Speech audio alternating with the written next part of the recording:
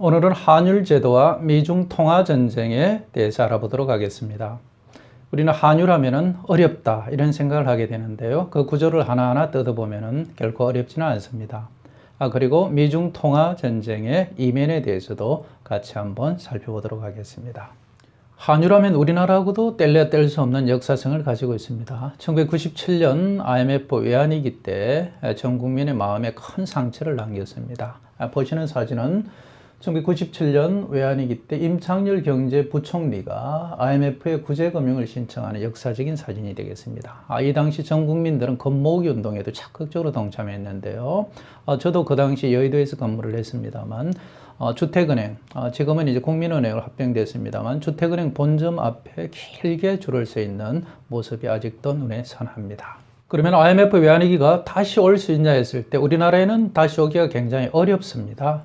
IMF 당시에는 80억 달러 정도의 외환보유고를 보유하고 있었는데요. 거의 창고가 비어 있었습니다. 그러나 지금은 4천억 달러를 넘어서는 등 전 세계 8위의 외환보유고를 보유하고 있습니다. 그리고 한율 제도에 있어서 절대적인 비교율을 가지고 있는 나라가 미국입니다. 미국도 2008년 금융위기 때 자국의 금융위기를 극복하기 위해서 통화량을 엄청나게 늘리게 됩니다. 10년 동안 2.5배의 통화량을 늘리게 되고요. 중국도 이에 질 수 없다 해서 중국은 무려 4배의 통화량을 10년 동안 늘리게 됩니다. 이렇듯 각 나라는 자국의 이익에 따라 한율 제도를 악용하는 경우도 있다. 이렇게 말씀을 드릴 수가 있겠습니다. 한율의 종류에 대해서 한번 알아보도록 하겠습니다. 한율의 종류에는 변동한율, 고정한율, 관리변동한율 세 가지로 구분할 수가 있습니다. 변동한율제는 수급에 의해서 환율이 결정되는 시스템을 얘기를 하고요. 미국이나 유럽, 일본이나 우리나라처럼 자본주의 국가나 무역이 활성화되어 있는 국가에서 많이 도입을 하고 있습니다. 비중은 35% 정도 됩니다. 다음은 고정환율제에 대해서 한번 알아보도록 하겠습니다. 고정환율제는 미국 달러하에 고정해서 움직이는 환율 시스템을 얘기를 하고요. 변동폭이 최소화되기 때문에 안정적인 환율 운용이 가능한 장점이 있습니다. 사우디라든지 홍콩, 싱가포르 등에서 도입을 하고 있고요. 전체 비중은 60% 수준이 되겠습니다. 다음은 관리변동환율이 되겠습니다. 관리변동환율은 중앙정부나 중앙은행에서 외환시장에 개입하는 시스템을 얘기를 하고요. 중국의 위안화가 대표적인 변동환율 시스템이라고 볼 수 있습니다. 또 통화의 영향력에 따라 기축통화냐, 로컬 통화냐로 나눌 수가 있습니다.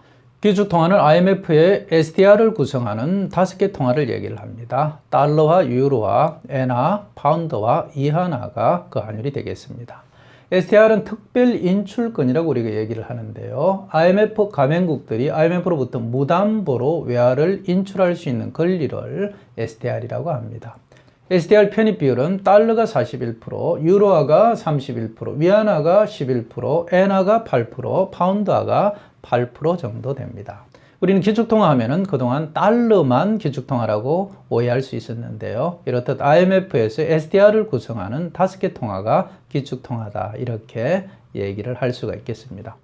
5대 기축통화를 제외하고 나머지 통화를 로컬 통화라고 합니다. 이 로컬 통화에 비해서 기축통화는 안정성이 훨씬 뛰어난데요. 왜냐하면 1985년 9월 22일 플라자 합의에 의해서 이 기축통화는 상호 협상을 통해서 환율 수준을 결정하기 때문입니다.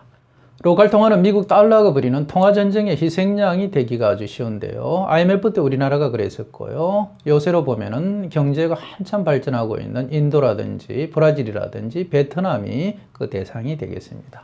이 같은 이유로 대부분의 로컬 통화는 미국 달러에 고정시키는 고정환율제를 많이 채택하고 있습니다. 이 고정환율제를 우리는 말뚝을 박다라는 의미로 페그제라고도 얘기를 하고 있습니다.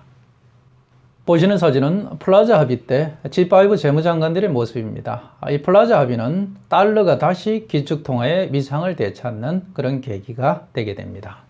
그리고 고정환율제는 미국 달러에 연동해서 움직이기 때문에 안전한 듯 보이지만 내부를 들여다보면 불안정한 부분이 존재를 하고 있습니다. 왜 그런가 하면요. 자국으로 유입되는 통화에 대해서 1대1로 통화를 반드시 발행해야 되기 때문입니다.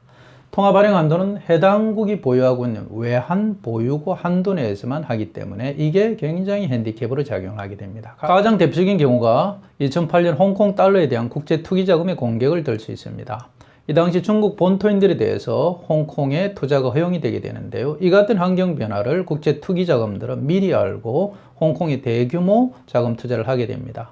이에 홍콩에서는 보유한 외환 보유고를 넘어서는 국제 투기 자금이 몰려들기 시작합니다. 그래서 고정 환율 시스템을 지킬 수 없는 환경으로 몰리게 되고요.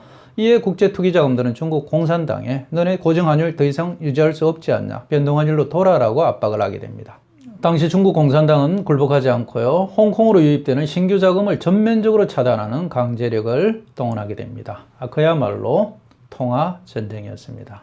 그 당시 우리나라 투자자들도 많은 손실을 보게 되었는데요. 왜냐하면 그 당시 중국 본토에 대한 투자는 허용이 되질 않았습니다. 중국에 대한 투자는 홍콩을 통해서만 가능했기 때문입니다.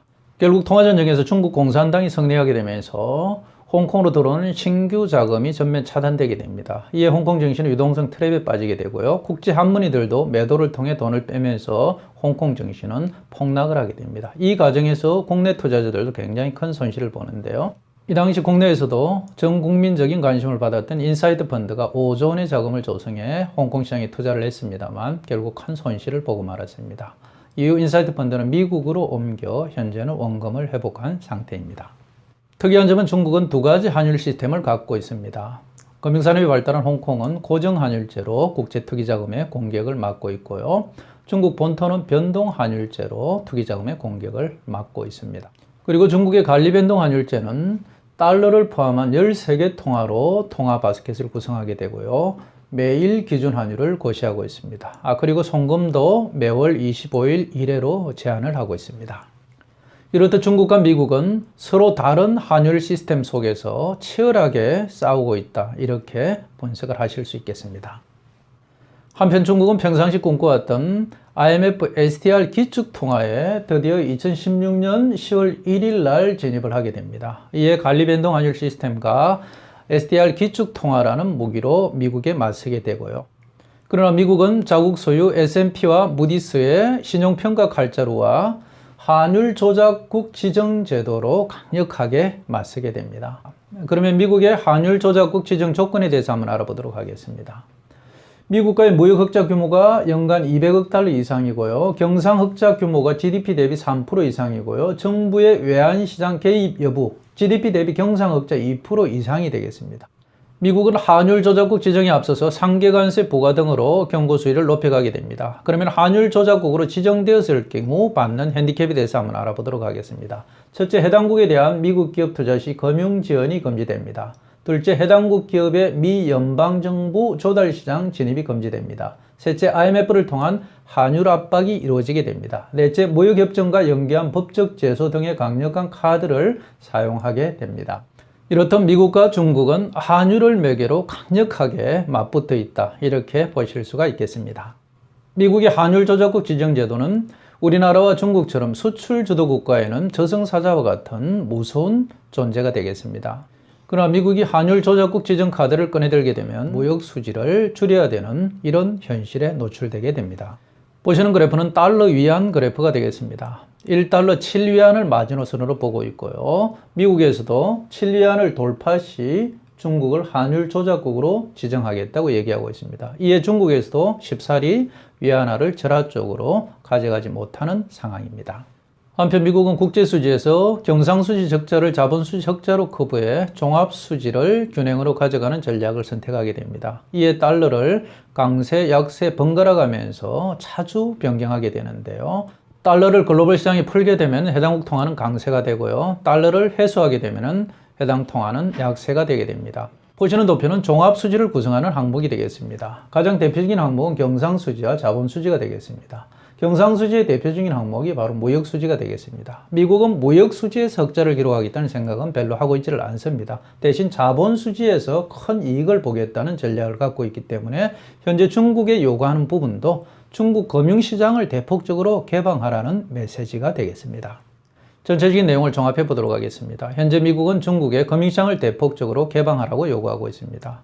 그리고 기축통화국에 걸맞게 관리변동 환율제를 변동 환율제로 변경하라고 요구하고 있습니다. 이렇듯 이질적인 두 나라의 통화가 강력하게 맞붙으면서 통화전쟁을 벌이고 있습니다. 그러나 통화전쟁에서 변동환율제인 미국 달러화가 관리변동 환율제인 중국 위안화 대비 월등한 비교율을 가지고 있습니다. 중국 외환보유고는 2017년 4조 달러대에서 2018년 3조 달러대로 1년 사이 1조 달러 이상이 줄어들고 있습니다. 미국이 벌이는 통화전쟁에 대응하기 위해서 달러를 급격히 소진하고 있습니다. 그러면 앞으로 중국이 미국이 요구하는 것처럼 관리변동 환율제에서 변동 환율을 돌 수 있냐 했을 때 그 확률은 대단히 낮다라고 볼 수 있겠습니다. 이상으로 환율제도와 미중 통화전쟁의 이면에 대해서 살펴봤습니다. 여러분들께 도움이 되었으면 합니다. 감사합니다.